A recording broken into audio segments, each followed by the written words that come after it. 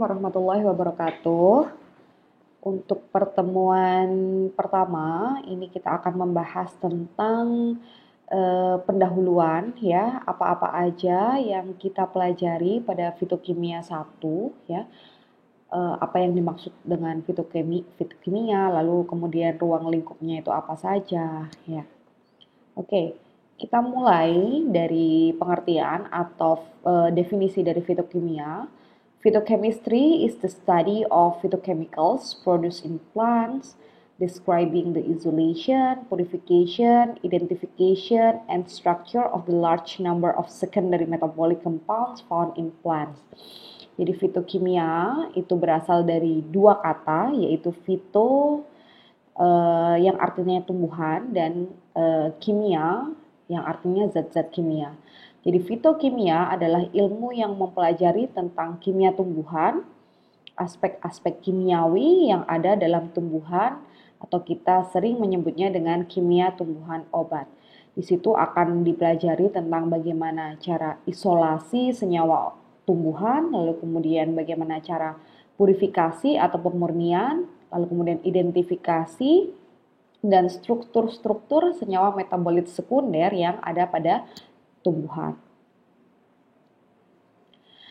Nah, why study phytochemistry atau kenapa sih seorang farmasis itu harus belajar fitokimia? Karena fitokimia ini merupakan salah satu upaya dalam penemuan obat baru ya. Kalau kita misalnya baca-baca penelitian-penelitian orang ya sekarang ya, apalagi sekarang ada istilah back to nature di mana kita menggunakan bahan-bahan atau obat-obat bahan alam ya untuk menggantikan obat-obat kimiawi atau konvensional. Maka fitokimia ini adalah salah satu upaya untuk penemuan obat baru. Lalu kemudian mempelajari fisiologi tumbuhan melalui jalur biosintesis. Tumbuhan itu sama halnya seperti makhluk hidup yang lain, dia juga mempunyai fisiologi ya atau fungsi-fungsi yang ada di dalam tubuhnya. Nah, ketika kita belajar fitokimia, maka kita akan mempelajari fisiologi dari tumbuhan itu. Bagaimana sih tumbuhan itu melakukan metabolisme, bagaimana dia melakukan respirasi, fotosintesis dan lain sebagainya. Lalu kemudian menentukan ciri atau sifat kimia dari senyawa yang berperan dalam patologi tumbuhan ya. Senyawa-senyawa apa aja yang dapat meracuni tumbuhan ya, yang dapat memberikan penyakit pada tumbuhan itu juga dipelajari di fitokimia. Lalu kemudian memberi informasi tentang pengetahuan ekologi tumbuhan ya. Jadi bagaimana tumbuhan itu berperan dalam ekologi, bagaimana tumbuhan itu memberikan manfaat kepada misalnya hewan karena hewan memakan tumbuhan dan lain sebagainya ya. Lalu kemudian memberikan informasi untuk menggolongkan tumbuhan atau yang sering kita sebut dengan kemotaksonomi. Jadi antara tumbuhan satu dengan tumbuhan yang lain itu bisa kita klasifikasikan. Biasanya kalau kita mempelajari taksonomi tumbuhan ya, kalau kalian dulu belajar di morfologi dan anatomi tumbuhan, di situ kan ada kalian tulis klasifikasi tanaman. Tanaman ini dari kingdom plantae, lalu kemudian kelasnya apa, familinya apa, lalu kemudian genusnya apa dan spesies. Nah, biasanya kita menentukan dia masuk famili A, B, dan C itu bisa juga dari kandungannya. Biasanya antara tanaman yang satu famili dengan tanaman lain itu mempunyai kandungan yang sama. Oke, lalu selanjutnya yaitu bidang ilmu yang terkait dengan fitokimia, itu ada etnofarmakologi ya. Etnofarmakologi ini biasanya kita akan belajar tentang penggunaan tanaman obat di suatu daerah tertentu, atau kita sebut dengan etnofarmasi. Lalu kemudian ada zoofarmakognosi, ada marine farmakognosi, phytochemistry, bioteknologi, medical chemistry, pharmacology, absolutely, farmaseutik, fitoterapi, and alternatif medicine, etnobotani, bahkan antropologi pun ya yang berkaitan dengan ilmu manusia itu juga berkaitan dengan fitokimia. Nah, Peran tumbuhan dalam pengembangan obat ya, yang pertama jelas sebagai sumber molekul obat ya. Kebanyakan obat kan dapat disintesis ya, atau kita sebut dengan obat sintesis. Nah, ada beberapa obat ya yang berasal dari tanaman yang bukan disintesis, diisolasi dari tanaman. Contohnya adalah morfin ya. Kita tahu morfin itu didapatnya dari Papaver somniferum ya, getah bijinya papaver, lalu kemudian dikembangkan menjadi kodein atau turunannya ya, lalu kemudian ada ergot yang menghasilkan ergotamin, ini digunakan untuk sakit kepala, lalu kemudian ergometrin, ini aksi langsung pada otot uterin. Yang kedua adalah sebagai sumber molekul-molekul kompleks yang dapat dimodifikasi menjadi senyawa obat. Contohnya adalah saponin yang didapatkan dari soya atau kedelai ya, lalu kemudian dimodifikasi sehingga membentuk suatu steroid ya. Kita tahu bahwa steroid itu adalah secara struktur itu mirip lemak, jadi sangat minim dihasilkan dari tumbuhan, hanya tumbuhan-tumbuhan tertentu yang mempunyai fitosterol yang lalu kemudian diambil menjadi dimodifikasi menjadi senyawa steroid ya. Selanjutnya yaitu sumber senyawa toksik ya, untuk meneliti bagaimana cara tubuh bereaksi terhadapnya pada penggunaan secara farmakologi atau penyidikan secara toksikologi. Contohnya adalah pikrotoksin, ini digunakan untuk konduksi saraf. Yang keempat adalah sumber senyawa yang digunakan sebagai contoh untuk desain obat-obat baru. Nah, ini morfin, kita ketahui bahwa morfin itu didapatkan dari getah buah Papaver somniferum ya. Lalu kemudian dimodifikasi menjadi heroin melalui proses deasetilasi ya. Kita tahu heroin itu adalah zat adiktif ya. Dia merupakan salah satu narkotika yang tidak boleh digunakan secara sembarangan. Lalu kemudian dari morfin pun dapat dimodifikasi menjadi kodein dengan aktivitas 1/5 dari aktivitas morfin itu sendiri. Biasanya digunakan untuk batuk kering ya, atau juga bisa digunakan sebagai analgesik. Lalu kemudian morfin juga bisa diturunkan menjadi dihidromorfinon ya, yang juga merupakan analgesik poten. Nah, ini adalah desain obat-obat baru yang dihasilkan dari senyawa isolat yang didapatkan dari tumbuhan. Nanti kita akan belajar ini di kimia medisinal. Selanjutnya yaitu sumber struktur baru ya. Senyawa-senyawa yang dihasilkan dari tumbuhan itu mempunyai struktur, sama halnya dengan senyawa-senyawa kimia lain ya. Jadi ketika kita mengisolasi suatu isolat dari tanaman tertentu, maka kita akan mempunyai struktur-struktur baru. Contohnya ini adalah vincristin, ada juga vimblastin yang merupakan alkaloid dimer yang dihasilkan dari bunga tapak dara atau Catharanthus. Nah, ini digunakan untuk mengobati, sekarang sudah diproduksi secara sintesis untuk mengobati kanker.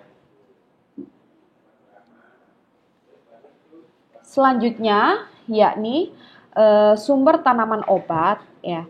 Jadi tanaman obat itu selain diisolasi senyawanya juga bisa digunakan untuk pengobatan tradisional ya. Kita ketahui bahwa pengobatan tradisional itu yang ada di Indonesia itu ada jamu, ada obat herbal terstandar, dan ada fitofarmaka. Nah, selain diisolasi, produk-produk tanaman obat ini dapat dalam bentuk serbuk atau ekstrak. Kenapa tidak diisolasi? Karena senyawa aktifnya tidak diketahui. Jadi ketika dicobakan ekstraknya, dia memberikan manfaat farmakologi, itu sebenarnya sudah cukup, tidak perlu diisolasi. Lalu kemudian senyawa aktifnya tidak stabil dan isolasi membutuhkan biaya yang sangat tinggi. Nanti kalian akan belajar bagaimana isolasi senyawa obat. Prosesnya sangat lama dan membutuhkan biaya yang sangat tinggi. Maka dari itu biasanya produsen-produsen obat tradisional itu tidak sampai mengisolasi, tapi hanya sampai pada menyerbuk atau mengekstrak. Nah, kita berbicara tentang isolasi senyawa obat. Isolasi itu berarti mengambil senyawa obat tersebut dari suatu tumbuhan ya. Bedakan antara tanaman dan tumbuhan. Kalau tumbuhan itu ya semua tanaman yang bisa tumbuh. Tapi kalau tanaman itu kita menyebutnya dengan tumbuhan yang sengaja ditanam. Ya, jadi kita kalau dalam ilmu fitokimia kita menyebutnya dengan tumbuhan. Nah, isolasi tanaman atau tumbuhan didapat zat aktifnya bertujuan untuk bisa melakukan standarisasi zat aktif, bisa menggunakan senyawa tersebut sebagai obat alami atau senyawa isolat, bisa dikembangkan dengan cara disintesis yang serupa sebagai model ya, seperti tadi morfin, lalu kemudian disintesis menjadi heroin, lalu kemudian disintesis menjadi kodein dan senyawa-senyawa turunan lainnya. Bisa menggunakan senyawa tersebut menjadi bahan awal untuk sintesis kimia. Variasi kandungan dalam tumbuhan ya, itu disebabkan oleh faktor genetik dari tumbuhan tersebut, lalu kemudian ekologi atau tempat hidup tanaman ya. Biasanya tanaman yang atau tumbuhan yang ditanam di daerah pegunungan dengan tumbuhan yang hidup di daerah misalnya pantai itu pasti kandungan senyawanya berbeda karena ekologi atau tempat tumbuhnya dia berbeda sehingga unsur-unsur yang mempengaruhi metabolisme tumbuhan itu pun juga berbeda ya. Biasanya senyawa metabolit sekunder atau senyawa-senyawa yang dihasilkan dari tanaman akan lebih banyak, akan lebih tinggi apabila kondisi ekologi suatu tanaman itu tidak bagus. Ya, karena kan dia harus berjuang memproduksi. Jadi metabolit sekunder itu sebenarnya fungsinya adalah untuk melindungi tanaman tersebut ya. Beda dengan metabolit primer. Kalau metabolit primer itu digunakan untuk kelangsungan hidup dari tumbuhan tersebut, tapi kalau metabolit sekunder itu hanya digunakan untuk melindungi untuk perlindungan diri dari tumbuhan tersebut. Kan kalau misalnya manusia atau hewan, kalau ada musuh nih, kita bisa melawannya dengan gerakan, ya kan? Misalnya hujan, kita bisa lari menghindari hujan, ya. Tapi kalau tumbuhan karena dia tidak bisa bergerak, maka dia melindungi dirinya dari serangan musuh atau dari serangan cuaca itu dengan menghasilkan senyawa metabolit sekunder. Misalnya kenapa tumbuhan itu rasanya pahit? Karena dia menghasilkan senyawa yang digunakan untuk mengusir hama. Nah itu ya. Jadi biasanya memang semakin tidak bagus kondisi ekologi dari tanaman tersebut ya, maka produksi metabolit sekundernya juga akan semakin banyak. Oke, lalu selanjutnya variasi kandungan tumbuhan itu juga dipengaruhi oleh faktor proses pengawetan dan penyimpanan ya. Apabila pengawetan dan penyimpanannya bagus, maka kandungan senyawa itu tetap terjaga sehingga kalau misalnya kita ambil senyawa isolatnya juga akan tinggi ya. Kalau misalnya ketika prosesnya itu terkena panas secara langsung, maka kandungan-kandungan senyawanya akan rusak atau terurai atau teroksidasi sehingga kadarnya pun juga akan turun. Selanjutnya, faktor yang harus diperhatikan dalam pemilihan bahan tumbuhan ya. Idealnya yang pertama yang digunakan untuk analisis fitokimia itu adalah jaringan tumbuhan segar ya, yang kemudian dikumpulkan, lalu kemudian disortasi, dibersihkan, lalu kemudian langsung dimasukkan ke alkohol mendidih ya. Nanti kita akan belajar kenapa kok alkohol mendidih dan kenapa kok tumbuhan segar ya. Tapi untuk mendapatkan senyawa dari tumbuhan segar itu kan membutuhkan proses yang lama ya. Sehingga kadang tumbuhan itu jadi malah tidak awet ya, tidak segar lagi, jadi busuk ya. Sehingga biasanya kita cenderung menggunakan tumbuhan segar yang dikeringkan ya. Dalam artian kenapa dikeringkan ini agar si tumbuhan itu lebih awet dalam penyimpanan waktu yang lama. Selain itu juga untuk mengurangi kadar air di dalam tumbuhan tersebut, ya, karena toh kadar airnya juga akan dihilangkan juga kan ketika kita ingin mendapatkan ekstrak, ya. Cuman yang harus diperhatikan adalah cara pengeringannya. Nanti kita belajar bagaimana cara pengeringan yang baik pada pembuatan simplisia, ya. Tidak boleh terkena suhu yang terlalu tinggi agar kandungan senyawanya tidak rusak, tidak boleh terkena panas secara langsung, aliran udaranya harus baik dan lain sebagainya, ya. Selanjutnya yaitu bahan tumbuhan tidak tercemar oleh tumbuhan lain dan tidak berpenyakit atau terinfeksi oleh virus, bakteri, dan jamur. Mengapa? Ya jelas kalau tumbuhan yang mau kita jadikan bahan obat itu tercemar oleh virus, jamur, maka dia akan mempengaruhi kualitas dari tumbuhan tersebut. Jangan-jangan malah jamurnya beracun, sehingga dapat meracuni obat yang harusnya berefektivitas menyembuhkan malah meracuni. Ya. Jadi kalau kita nanti bikin simplisia itu pasti ada tahapannya yaitu sortasi basah, sortasi kering, ya. Nah kita lihat ada jamur nggak dalam tanaman tersebut, ada rusak nggak, ada yang busuk nggak. Ketika ada yang busuk atau ketika tercampur dengan tanaman lain kita pinggirkan karena toh tanaman lain itu juga dapat mempengaruhi aktivitas. Jangan-jangan tanaman lain tadi memberikan efek yang tidak baik bagi tumbuhan yang mau kita ambil efek farmakologinya, seperti itu, ya. Lalu kemudian identitas botani tumbuhan harus dibuktikan keasliannya. Nah ini yang saya kira belum banyak orang yang melakukan ini, ya, pada penelitian-penelitian. Jadi sebelum kita melakukan penelitian, sebelum kita mendapatkan atau menggunakan tanaman tersebut sebagai obat, itu harus dibuktikan keasliannya. Biasanya ada lembaga determinasi tumbuhan yang digunakan, ya. Jadi kalau kita melakukan penelitian, sebelum kita melakukan penelitian, misalnya kita mau melakukan penelitian terhadap efektivitas daun jambu biji untuk diare, ya. Misalnya seperti itu, ya kita harus ambil daun jambu bijinya tersebut, ya walaupun kita tahu daun jambu biji ya seperti itu, tapi kita harus uji keasliannya apakah dia benar-benar daun jambu biji atau daun yang lain. Ada kan daun-daun yang mirip, misalnya daun apa yang mirip ya? Misalnya daun nangka sama daun mangga. Nah, ini agak-agak mirip ya. Kita harus determinasi atau menentukan apakah ini benar-benar daun mangga, apakah ini benar-benar daun nangka ataukah ini daun jambu. Itu harus dibuktikan asliannya sampai spesiesnya. Agar apa? Agar tidak memberikan informasi palsu. Tahu-tahu misalnya kita ingin menguji daun jambu biji. Tahu-taunya daun jambu air atau daun nangka yang kita ambil. Nah, itu kan akhirnya memberikan informasi palsu, ya kan? Kepada masyarakat, misalnya mengklaim bahwa daun jambu biji dapat mencegah diare. Tapi ternyata pada penelitiannya yang digunakan itu adalah daun nangka. Nah, ini kan nggak benar, ya. Jadi itu harus diperhatikan. Lalu selanjutnya yaitu kita akan membahas tentang metabolisme dan keragaman metabolit, ya.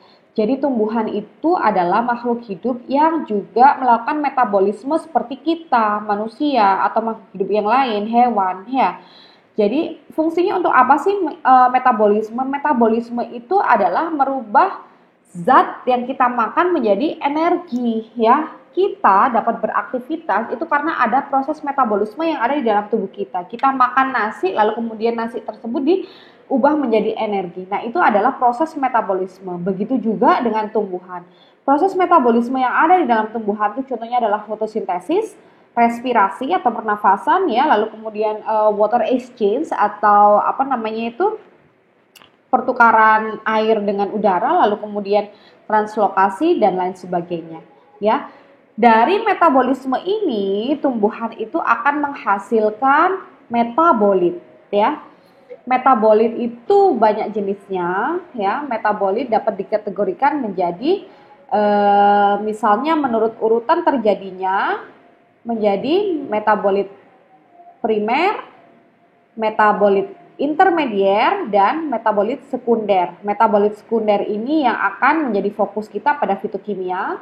Lalu kemudian menurut dampak efek yang ditimbulkan ada zat farmasetik dan ada zat aktif farmakologik.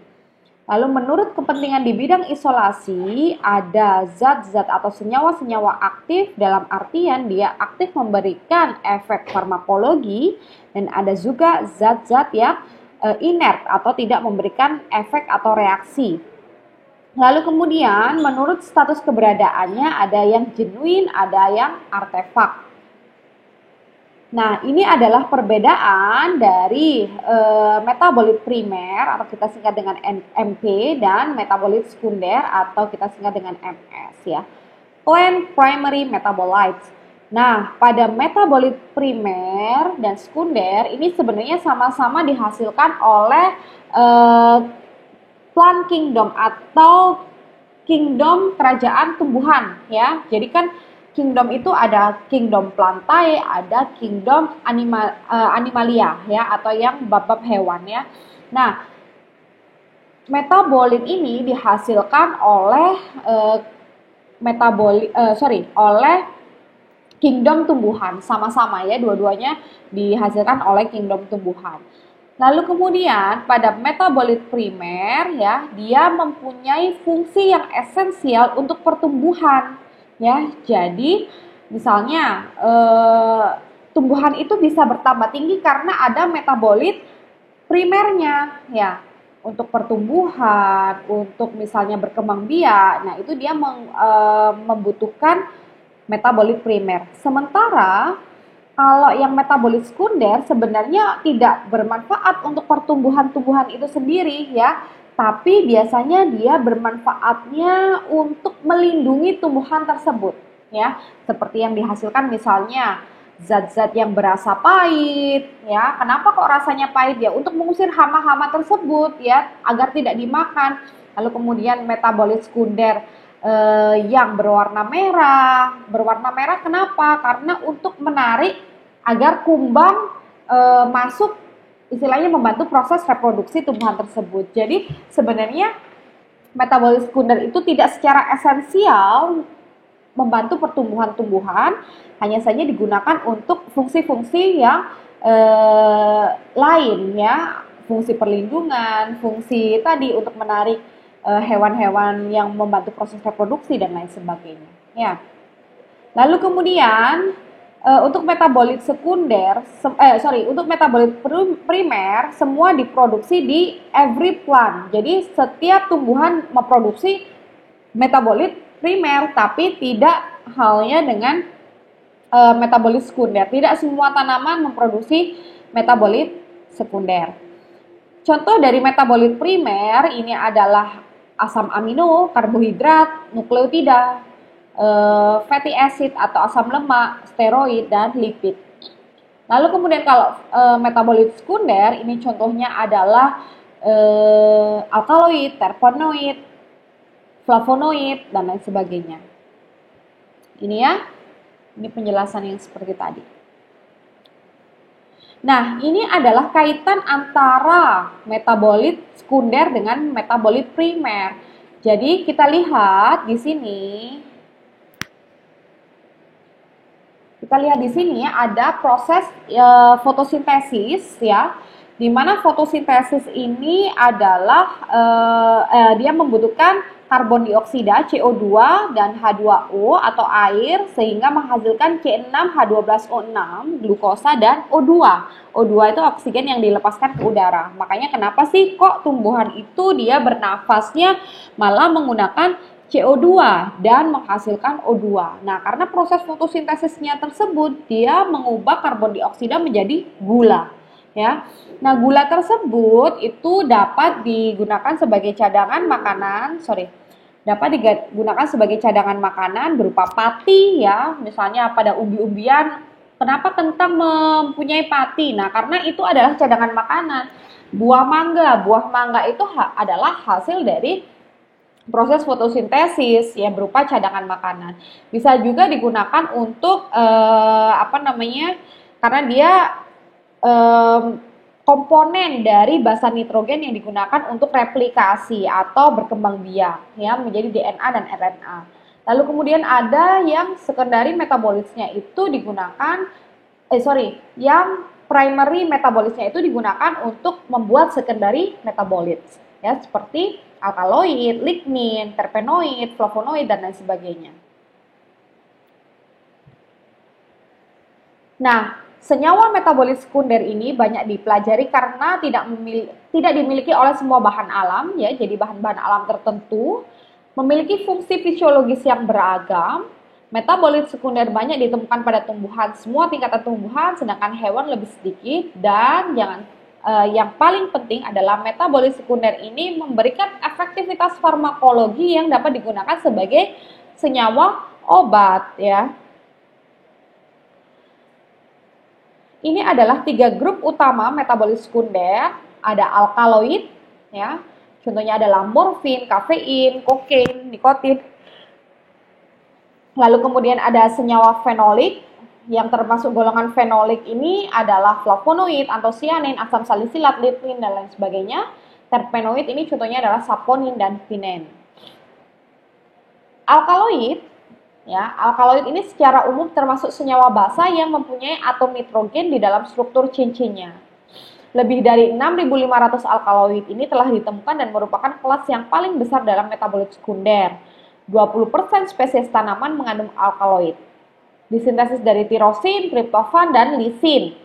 Umumnya terdapat pada tanaman, pada famili Fabaceae, ini kacang-kacangan ya, Asteraceae ya. Jadi kalau kalian membaca bukan Fabaceae tapi Fabaceae, Asteraceae ya, ini grup sunflower ya, bunga matahari dan lain sebagainya. Papaveraceae, Papaver somniferum, Solanaceae, kentang-kentangan, Apocynaceae, Asclepiadaceae, dan Rutaceae. Rutaceae ini pada sitrus atau tumbuhan jeruk dan lain sebagainya. Nah, ini ya contoh-contoh strukturnya ada koniin, strychnine, tomatin, ya morfin. Pokoknya yang belakang-belakangnya vinblastin, vincristin itu biasanya adalah alkaloid. Selanjutnya ada terpenoid. Terpenoid ini disebut juga dengan isoprenoid. Kenapa? Karena dia terbentuk dari molekul-molekul isoprena ini ya, yang di bawah ini adalah molekul isoprena ya. Nah, terpenoid ini merupakan komponen penyusun minyak atsiri. Kalian tahu minyak atsiri itu adalah minyak menguap yang dihasilkan dari tumbuhan. Contohnya adalah yang dihasilkan dari kulit buah jeruk. Kalau kalian tahu ada misalnya kulit buah jeruk itu ada apa ya, seperti minyak menguapnya, ada seperti percikan minyak yang memberikan bau. Nah, itu minyak atsiri. Minyak sereh, nah itu juga minyak atsiri ya. Lalu kemudian minyak kayu putih itu juga minyak atsiri. Nah, itu terbentuknya dari terpenoid. Ini adalah klasifikasi dari terpenoid. Terpenoid ini ada yang monoterpenoid, sesquiterpenoid, diterpenoid, tergantung dari panjangnya rantai isoprena. Ya. Ini yang paling umum adalah likopen. Ya, likopen ini adalah zat yang didapatkan dari tomat. Ya, ini mempunyai fungsi untuk mencerahkan kulit. Selanjutnya adalah fenolik. Fenolik ini adalah golongan-golongan yang mempunyai rantai fenol. Fenol itu adalah gugus benzena yang ketambahan gugus hidroksil. Ya, jadi struktur utamanya adalah benzena dan gugus hidroksil. Kalian nanti harus tahu ya. Lalu kemudian yang termasuk golongan fenolik ini adalah asam salisilat yang membentuk aspirin. Lalu kemudian miristisin, flavonoid, antosianin. Antosianin ini adalah merupakan flavonoid yang memberikan warna. Contohnya adalah ubi ungu. Ubi ungu itu kenapa dia warnanya ungu? Karena dia mempunyai kandungan antosianin. Ya. Ada lagi betasianin. Betasianin ini juga kelompok antosianin yang terdapat pada buah naga. Kenapa buah naga itu warnanya merah? karena dia mengandung beta-sianin. Lalu kemudian ada juga beberapa fenolik, yaitu contohnya adalah tanin dan lignin. Tanin ini adalah zat astringen yang memberikan rasa sepat pada tanaman. Contohnya adalah pada wine, ada juga pada teh ya. Kalau kita minum teh itu kenapa kok sepat gitu ya akhir-akhirnya, karena dia mempunyai kandungan zat yang yaitu kita sebut dengan tanin. Lalu kemudian ada juga lignin ya. Lignin ini adalah zat kayu.